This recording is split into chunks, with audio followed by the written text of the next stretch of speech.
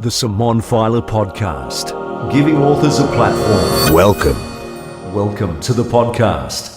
G'day there, Simone Feiler, author, storyteller and now self-narrator of his audiobook. Grant Parkin joins me on the podcast. Grant's audiobook, Yourself or Someone Like You, is as raw and as real as the journey that inspired it. Part memoir, part self-help, Grant's story is one of resilience, responsibility and the power of choice in the face of life's most unexpected challenges, from surviving a violent dog attack as a toddler to the absolutely heartbreaking loss of his father, to starting over in a brand new country and to navigating the end of his marriage. Grant has lived through moments that could have defined him, but instead he chose to define himself. Powerful. His book is heartfelt, sometimes heavy, often uplifting, and ultimately grounded in hope. And today we get to step into Grant's world, hear the lessons he's learned, and maybe even see our own stories reflected in his. Welcome to the podcast, Grant. Thanks very much, Simone. That's quite an introduction. Yay! That's what I felt working with you. Wow. Yeah, I'm humbled. Yeah, it's sweet. To have had the experience of doing the audiobook with you. So thank you, Grant. Yeah, well, I'm humbled that you chose to do it with me and after listening to your story. So that's the first question. How was it? How was it for you working with me? Very, very fulfilling experience to have worked with you, and more confronting, I think, than I appreciated going in terms of verbalizing the story but through, I suppose you were very supportive in the process of recounting literally rereading what I'd written and published a couple of years ago now. Yeah. So I'd never actually read the book before we decided to do an audiobook. Yeah. I, of course, read the manuscript many times. It's interesting that you didn't read it out loud, you mean? No, never. I'd never read it out loud, and your instructions about reading it out loud as much as I could before basically meant going into training. Definitely. Which it was, and I ended up reading the whole book 4 times before retelling it in the audiobook production process. Yeah. And as you'll find, Grant doesn't do anything in half measure. So when he's in training, he's in training. No, it was, and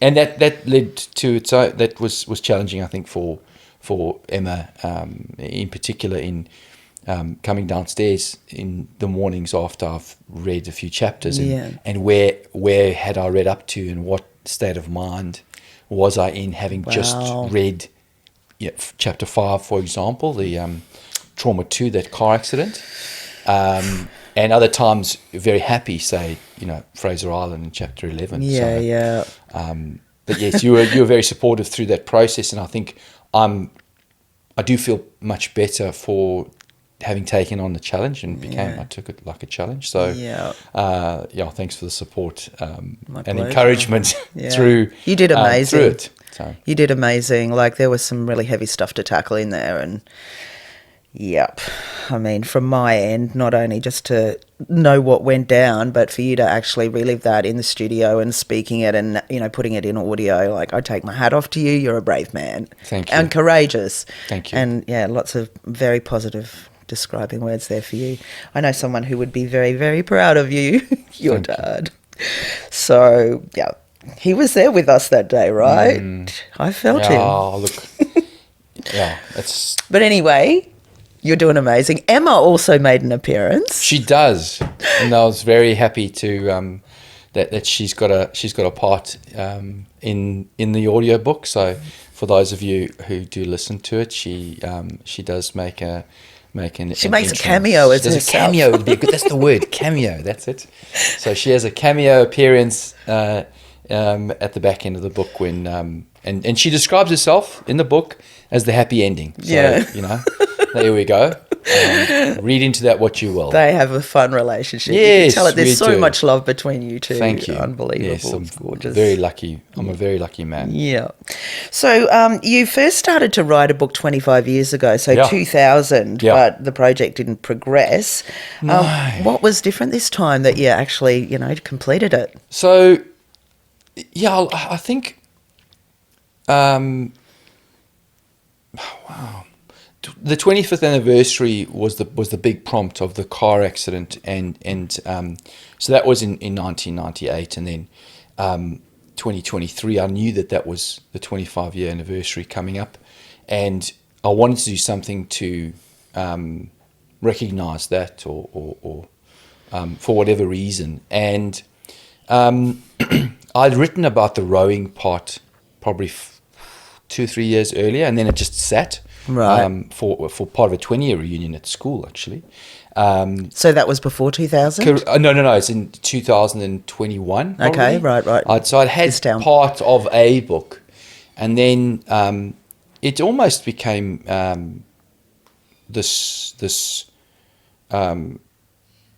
beast on its own, really, right. I suppose. And I decided I wanted to write a book about the adversity that I'd experienced, and the intention has always been to help people who may have experienced challenges themselves and not know how best to direct their efforts to help manage those challenges better.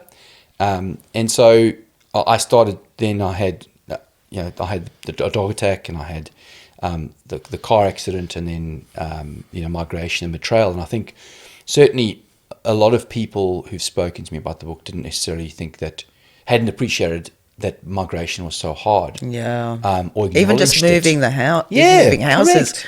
Like it's second to death, apparently. Really? In the scope of trauma thing, moving house. Is moving yeah, house. so you moved country. Yeah. And I think there's so much. You can be so focused, and I think I reference a bit of it in the book, is you can be so focused on just getting there and that's only the start of it. Then you've got to live, right, to wherever you're going to go to. So yeah, and for you, the culture, everything's very different. Yeah. Far more different than I appreciated initially. And so then I started writing. I had the rowing part, and then I was like, well, and it was almost an unpeeling of an onion, layers in that how deep do you go, and then in the describing of the car accident and the remembering of the betrayal and what happened there, eventually you just go, it's just going to all go. And I think it is raw because it was like, nah, it's all out there. This is all that happened. This is it. And what I struggled with actually was, once I documented those 4 traumas, was, what's the point of the book? Like, and so, and I would sit for periods and go, what is it, right? And I'm talking to Emma, and I'm like, well, I don't know if I can. Is there anything that can be published? Because I've just got these 4 suboptimal experiences. Yeah. And then I came up with I felt that it came down to this concept of choice and responsibility, and it is how I am responsible for me and my state of mind and how I choose to approach and deal with these things, and that is a choice, a very conscious choice. But that took time. Yeah. Well, I mean, just documenting your trauma, that must have been harrowing and cathartic at the same time. Yeah. Did it help you, in your journey with resilience and healing, writing it down more so than, prior to commencing your writing? Yeah, I think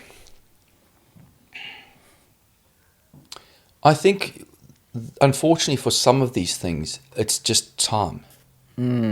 And that's a hard thing to hear too. It's horrible. It's shit. Especially when they say it when it's just this thing. I don't know. Yeah, you're welcome to do whatever you want. Well, within reason. Yeah, sure. Do have a stick out there if you get too out of control. Yeah, no. It's a horrible like there isn't, and I think maybe part of the reason why the 2000 attempt didn't go anywhere was because I hadn't necessarily reflected or allowed time to settle on this, right?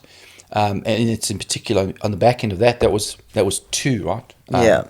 So you'd been through the trauma of the dog attack when you were 3 years old. Yeah. and then I've had the car accident, and I want to write about me or something. Yeah. Right? You just or want to the get those Parkin emotions family. out. Yeah. Yeah, what was the catalyst when you first put In that 2000? pen? Yeah. No, I just think that I wanted to. It was probably on the back end of university, my last year in Grahamstown, right, and wanting to document what had happened in that period of my life and my family history in the province of the Eastern Cape. So, I didn't, again, and I referenced it in the introduction, right?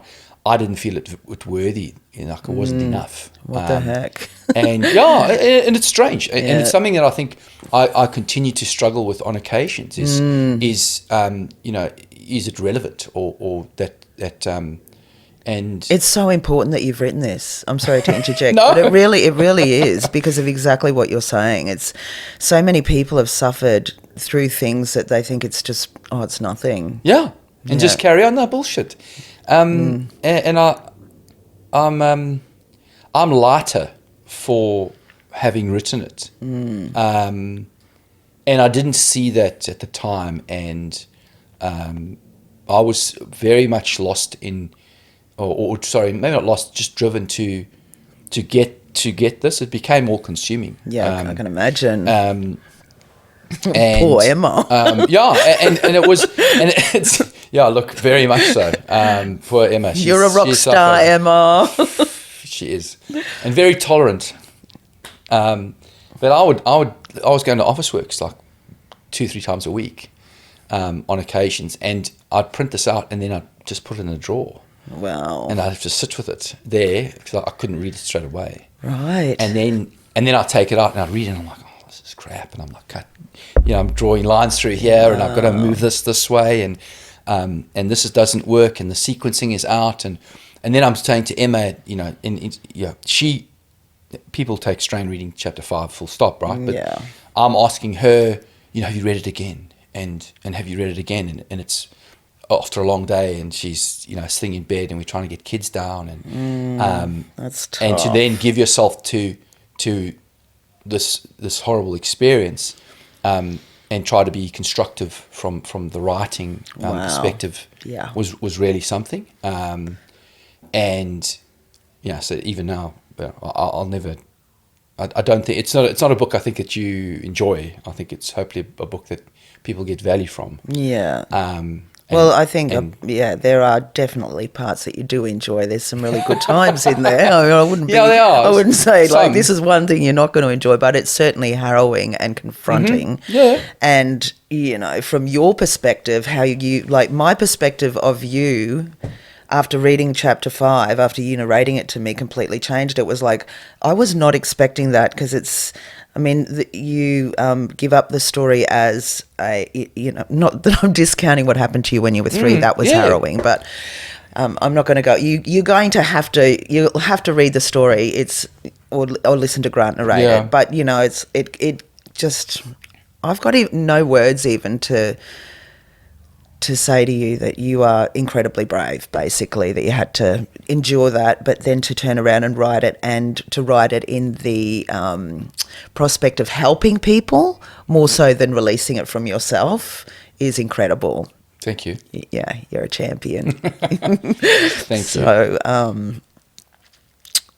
So how did you combat that, like writing, sitting there, both of you saying, okay, like from an editing perspective, how do we think that the reader or the listener is going to, digest this? Look, I it's not a particularly long book, I think, and that was one of my concerns around in having gotten to documenting those 4 traumas and the other fun things that have happened in between, because it's not all dour and it's not all horrendous. That's right. I think it's the intention has always been for the reader to reflect on their circumstances and their life, and the stories that they tell themselves, and are they actually accurate, right? Because we can be hard markers, and even when I reread this book, I'll get frustrated with me because I was such a hard ass on myself, and sometimes continue to be, and there isn't a reason for it. there's and I think we can compare ourselves unnecessarily to, or hold ourselves to standards that are too high and are unrealistic, as opposed to just being gentle on ourselves and acknowledging life circumstances that happen sometimes. That's a really interesting conversation. So, because I've had quite a few people say to me, "You're really hard on yourself." In particular, my ex used to say, "You're so hard on yourself," and I used to think, I don't even know what that means. Really? Yeah. So I'm learning it now, and even you saying that, it's like Yes. really judging yourself and setting a really high expectation of yourself. Have you always been like that?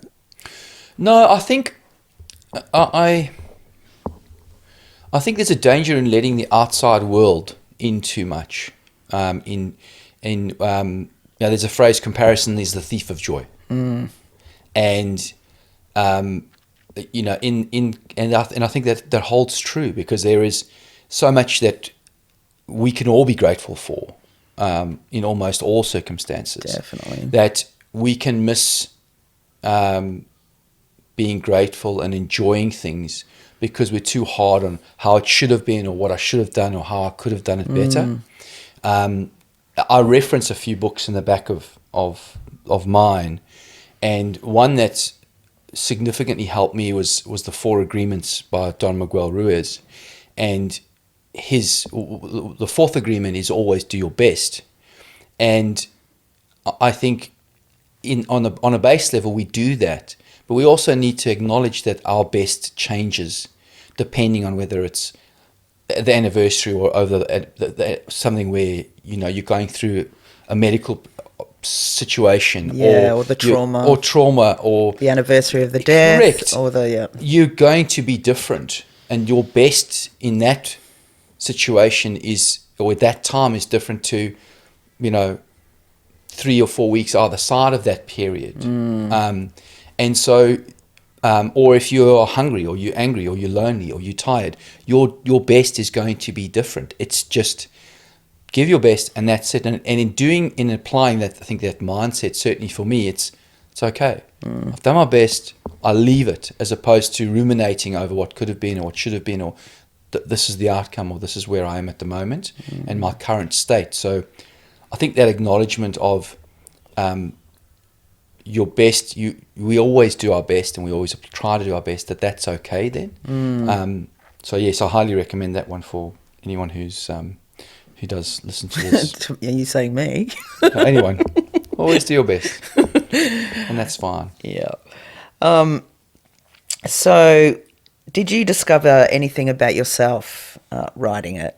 Like anything that surprised you or shocked you that you thought, oh. I certainly, as I just mentioned, I think I've been very hard on myself in the past. Yeah.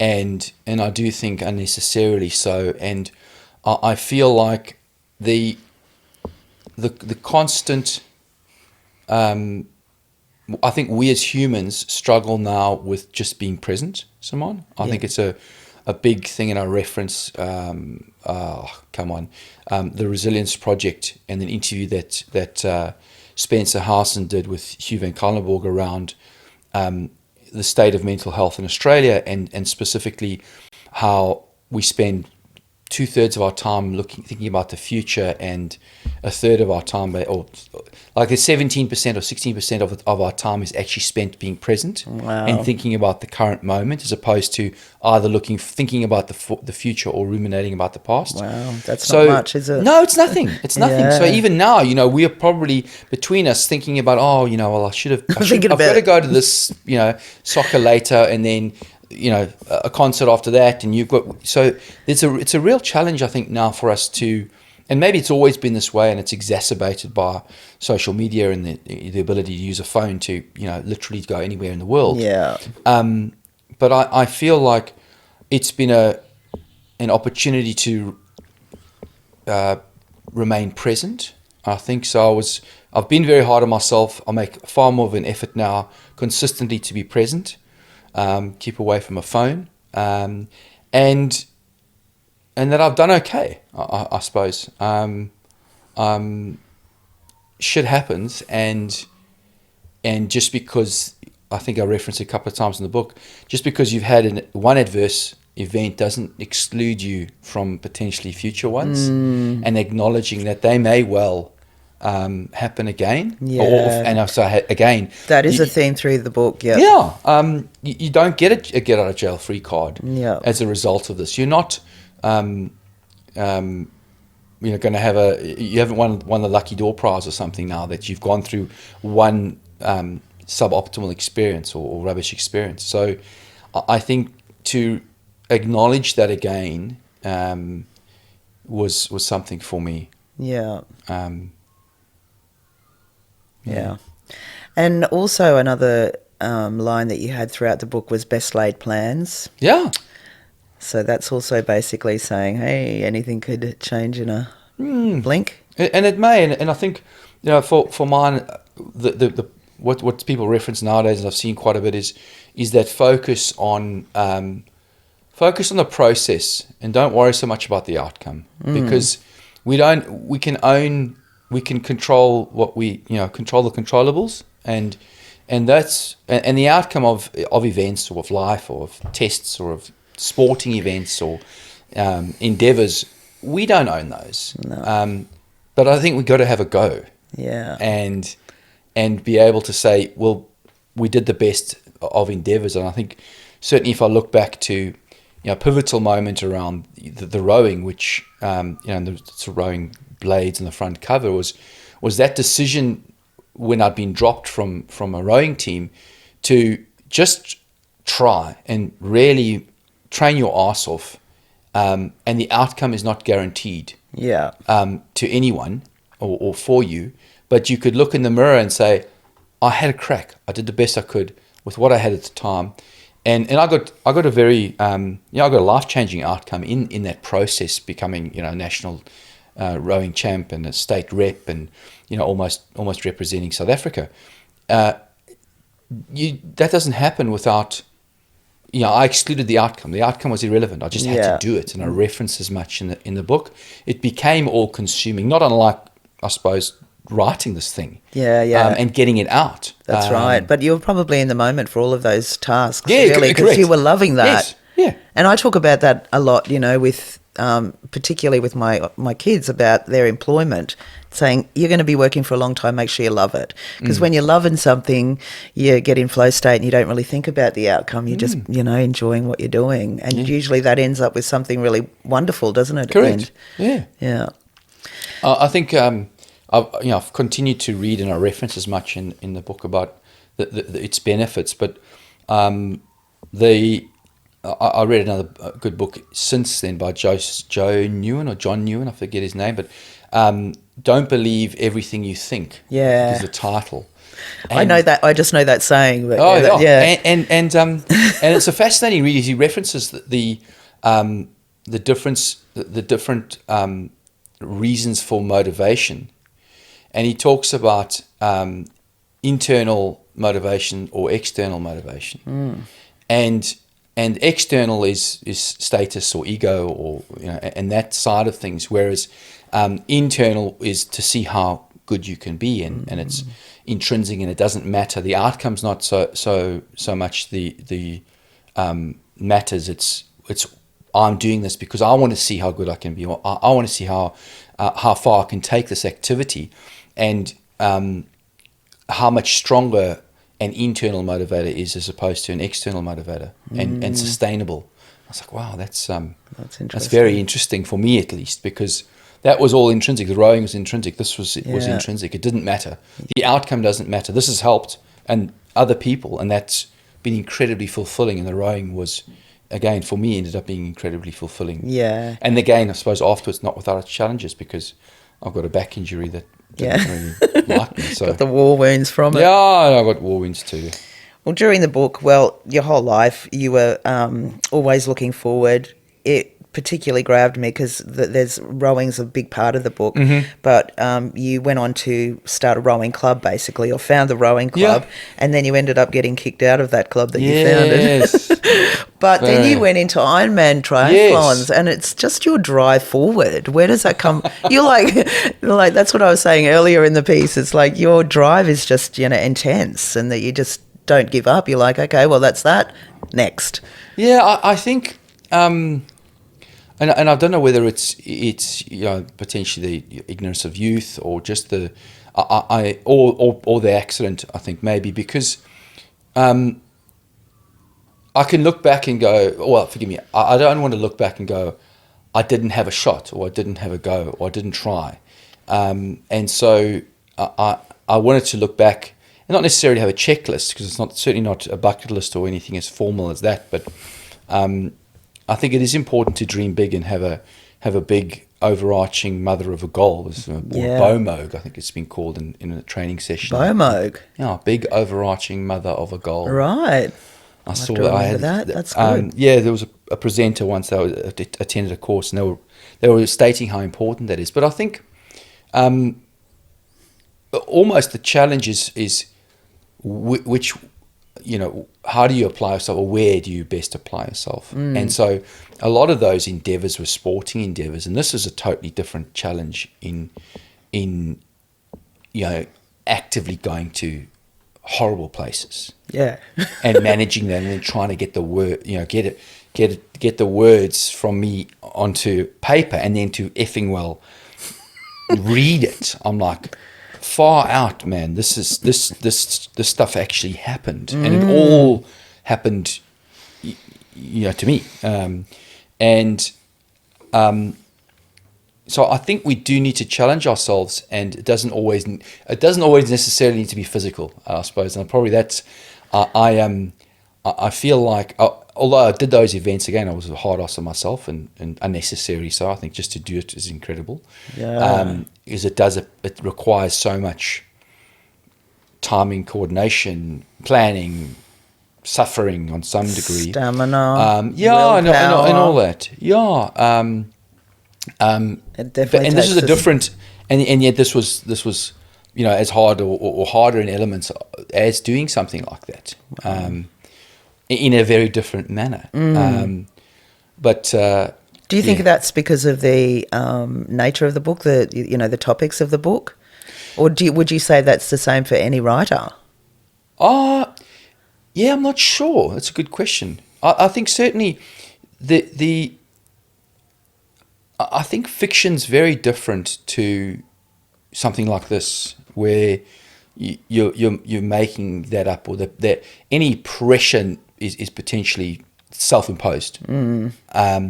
Whereas this was, I want to do something of value that I'm hoping is going to help people who are struggling with adversity, are going to get value from. And what have I actually learned?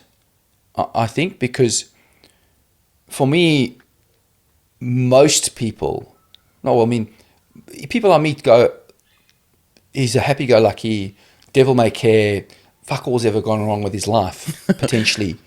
But she laughs cynically. Yeah. And then they may hear that, it's second wife, right? And they go, well, that would have been maybe a bit, but I don't talk about that. And then if people are brave enough, will see me if I'm around on the 14th of April, and might ask, Grant, you out of sorts, are you okay? Yeah. Which I try not to go to work on that specific day, and that's the day of my dad's passing, for what it's worth. Yeah. And so for them the day to then, that changed your life, completely. Yeah, correct. And so I think for people to then pick something like this up, or if they listen to the audiobook and then go, wow, like I had no idea. Yeah, I had no idea about this. And then it changes their perspective, I hope, and allows, and I think affords them the opportunity to reflect on, is their life so shit? Are their problems really problems? And how have they chosen to frame their stories from their side? And I think so, quite different from a fiction writer, and I think it's hard to sit and reflect and document your life experiences. So, yeah, I think that's quite different. And certainly, again, from a it's almost easier to flog yourself on an Ironman triathlon or in a rowing boat or exercise-wise, rather than as opposed to sitting down and going, well, this happened, right? Yeah. And then facing the worst. And I don't think I ran from it for a long time, but it's very different to sit with it as opposed to trying to document what happened. And even and then the challenge around it was like the date of the dog attack. I never knew it was 31st of May or whatever. I think I put in there. My mom knew that date straight. Yeah. She knew exactly, and she knew what the weather was like, and she knew where we went, and she knew. Of course. And so you were too little. Yeah, and even the car accident when I started driving, I'd actually gotten I'd initial versions of this had the wrong town that I'd started driving from. Right. So traumatized from the whole thing. Yeah. Like and the route that we taken from Joburg to East London, or where we wound up in Queenstown before getting to East London. So that forced intentional conversations with my mom and my brother around really our toughest day as a family, right? Yeah. Because why would we have big debriefs on it, over extended period of time, and now you're talking about 25 years or 22, 23 years post that I now want to document this thing for myself and to help people. So yeah, I don't know, I hope that hasn't been too much of a ramble. No, that's been really good. It's incredibly insightful.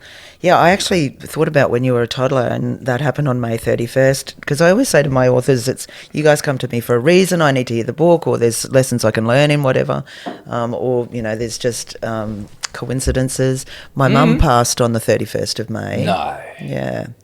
And I thought, that's weird, because that's right early in the book, right? Yeah. So my skin immediately crawled off me and said, okay, well, there's Really? something here. It's so weird, man. That's so strange. Yeah. So Wow, I'm the sorry year for before. your loss.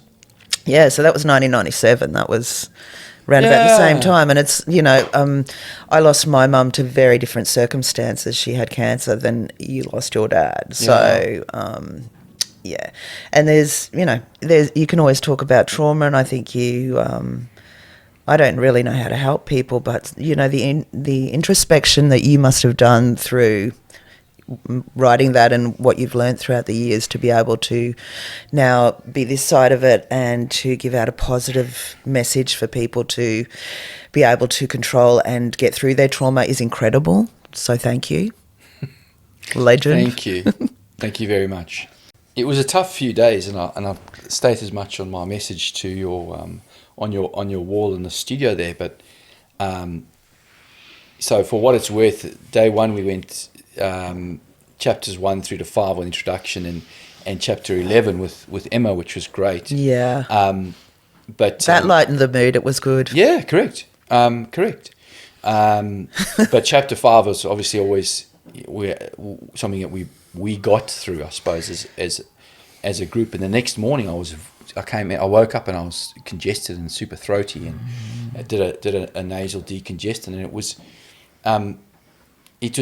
emotionally draining few days, and I would be talking and reading, and I could see the back of your head, and you'd be reaching for tissues. Yeah. And I'm like, oh man, come on, someone, don't you do this to me. And it's like, I'm trying to read, and I'm checking you, and you're dabbing your eyes, and I'm like, oh no, man. Yeah.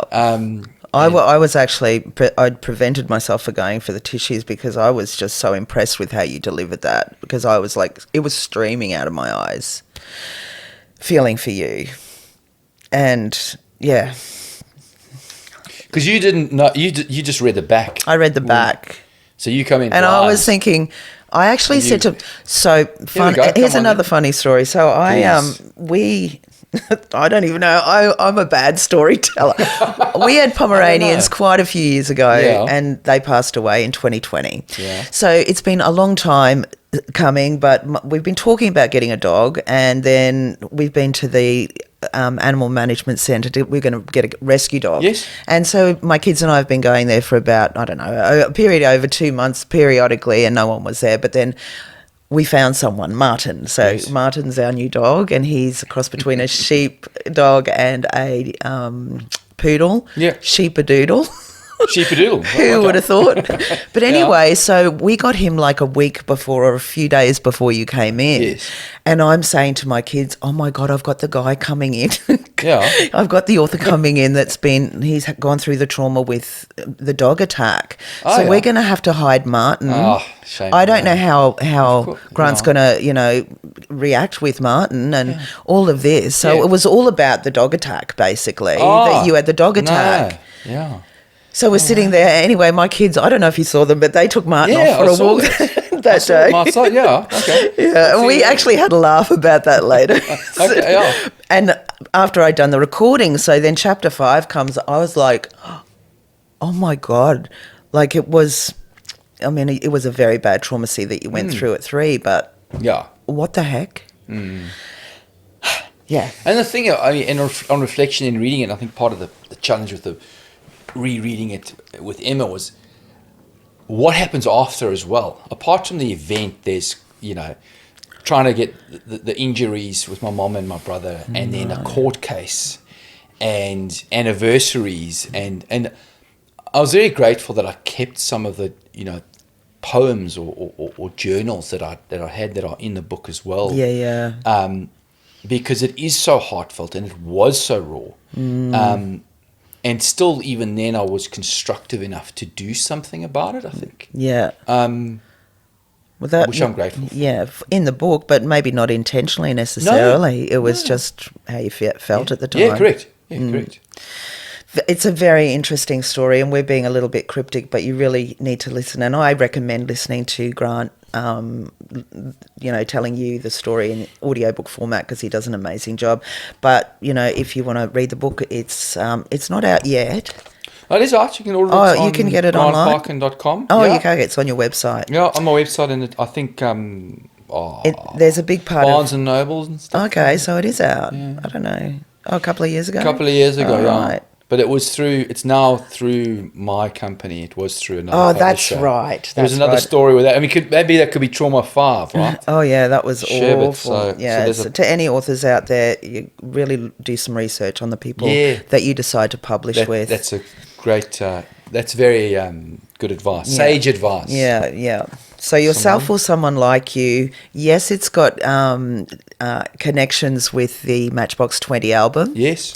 So we won't go into too many details either because it's kind of, interwoven into the audiobook and the story, yourself or someone like you. But what a great album. Yes. Flawless. I proposed it as flawless. So, and that's also what I wanted to talk about. Yeah, we So, are. What a leading question, Yeah. Simone. Oh, here we go. There's many questions. Like I could sit here and chat Well, with come you. on, let's go. Let's do it. So let's talk about Flawless. Well, a large part of how the book came about, actually, and the stories we don't flipping well tell, or for whatever reason. That's a whole nother book. I'm quite sure you could pen. Yeah, maybe.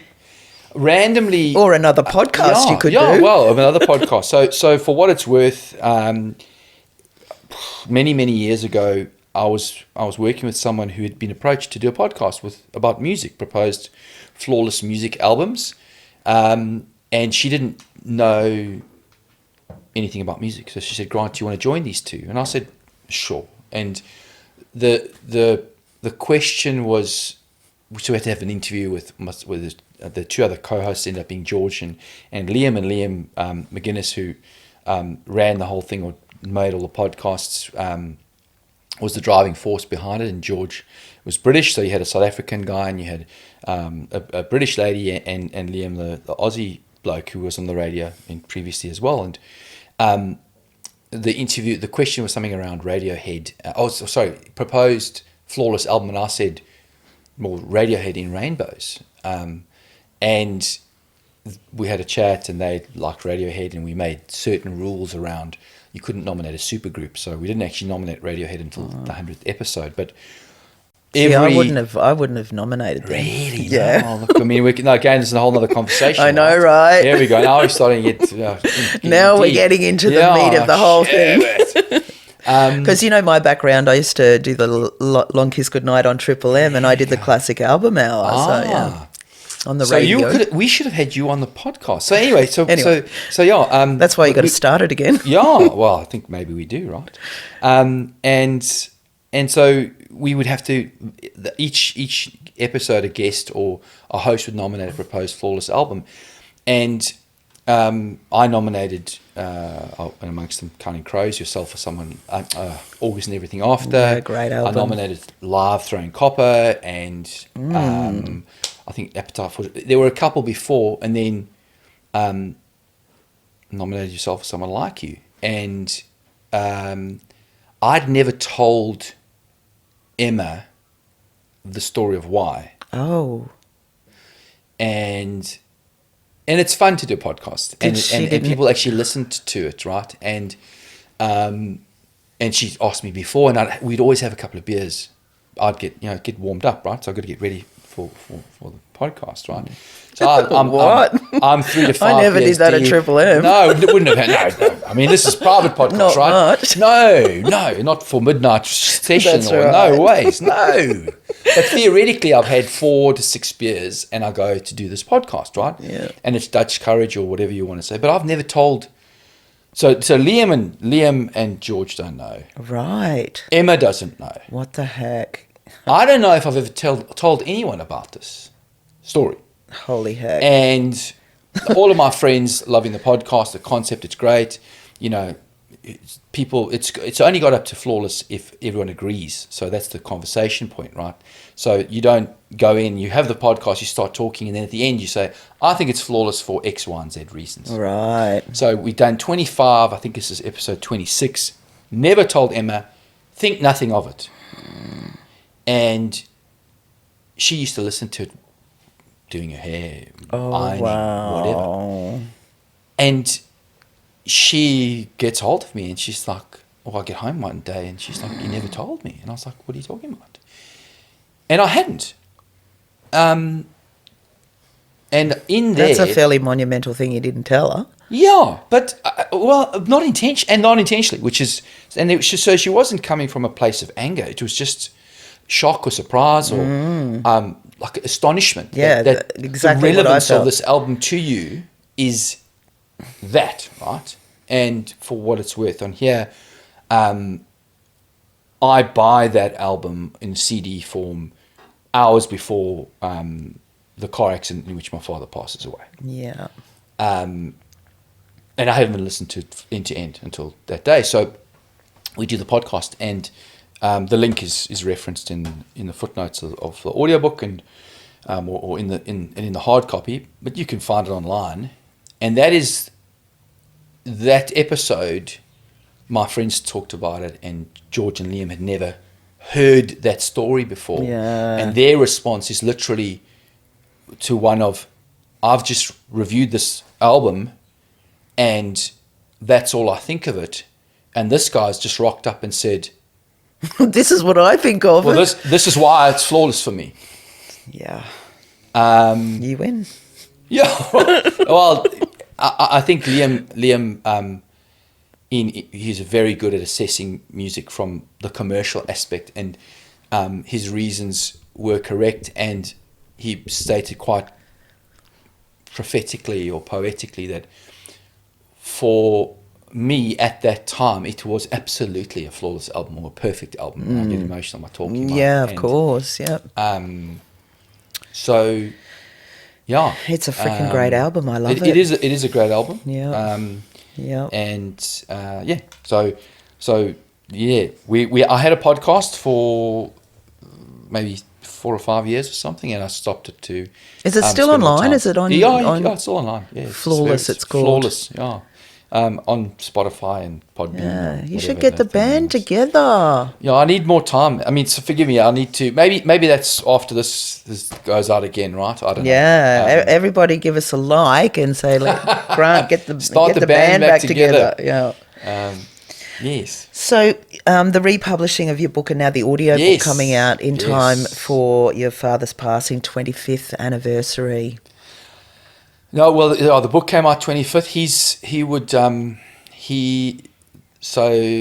He would be turning 75. Oh, on the 12th of 75, October, yeah, so that's right. So but in the book here, I actually I wrote a poem or there's a journal extract from 25 years ago that I'll read out, I suppose, on the day around him when he would have turned 50. What are you doing? Have you got anything planned for that? No, I haven't as of yet. But one of the very cool things about the story is it's not, that day's not just about Phil anymore.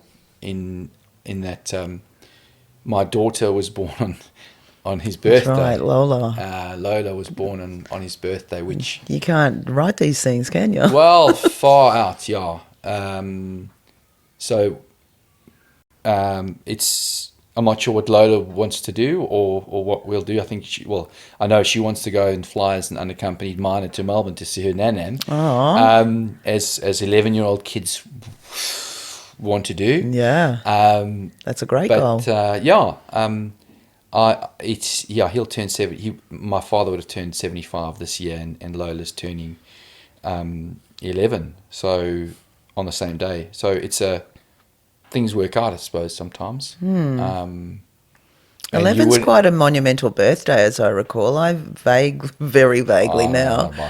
But 11's they're all important, Simone. They're all important. Yeah, that's so true. Yeah, very true. You know, but yeah, he would have been 75, and it's interesting to see, you know, his peer group and how they've aged, and wonder sometimes how he would have looked and all the rest of it. But are you close to his friends? Yeah, look, his best friend Gordon. It was his birthday on the 14th of April. Yeah. Oh. And what? So it's been I didn't pick that up. What did you write that? Yeah, it's in there. Oh. Yeah, it's in there. What the heck?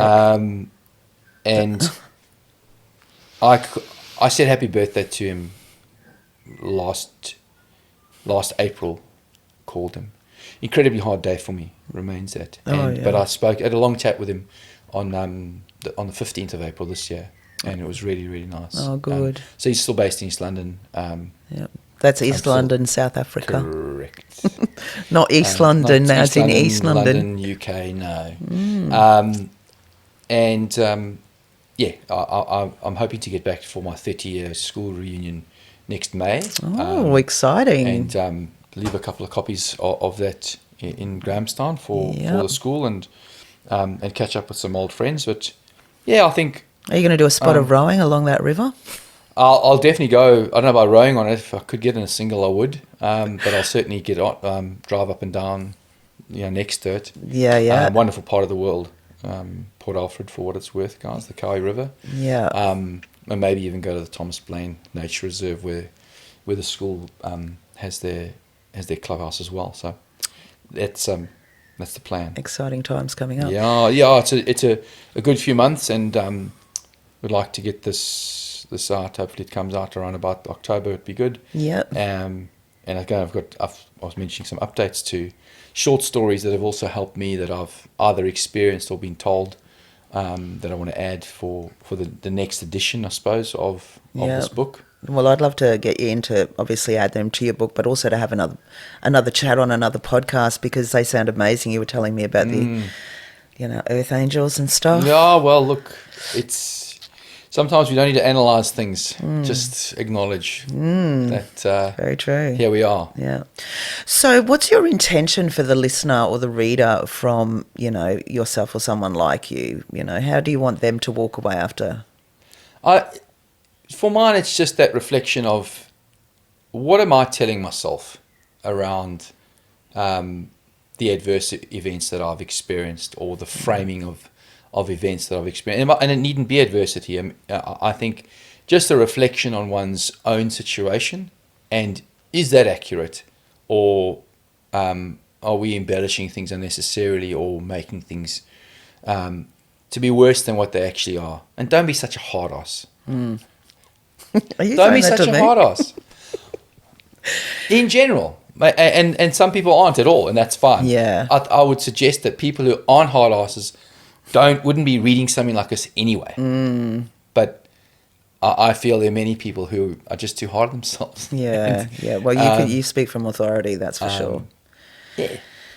And what about people that want to have a chat with you after reading it? You know, I can imagine there's people out there that would, you know, welcome a conversation with you. Yeah. Look, please reach out. I've got a website with links to where to get the book and the audiobook, and you can drop me an email at admin@grantparkin.com, or just follow the link on my website, and would love to have a chat about music or adversity, or how I could help. And just I love meeting people and having a chat. So Yeah. You're awesome. yeah. Thank you. As are you. Yeah, cheers. Well, one of the things that I really liked about you when you first came in was basically because we talked very briefly about, you know, music and stuff, and then you said, I've got no time because I've got 2 young children that I'm, you know, I want to be the best dad. And like I said, man, that is so cool. That is so cool. Well, thank you. To hear you say that, to give you time to your daughters to, you know, be there as a father for them. Obviously, that comes from a place that, you know, as we've discussed, is close to your heart, but for them it's going to be so important for them throughout their life and, you know, going into the future. So well done you. Thank you. Congratulations again on yourself or someone like you, helping people globally. And listen to him narrate his audiobook. It's superb. And thank you so much for being a part of my podcast today, Grant Parkin. It was an absolute pleasure, and thanks for having me. And it's been really, really, it's been an incredibly humbling and appreciative experience. I'm very appreciative for the experience. Yeah. So thank you. Thank you. Thanks for joining the Simone Feiler podcast. What's your story? Contact Simone for a chat at brisbaneaudiobookproduction.com.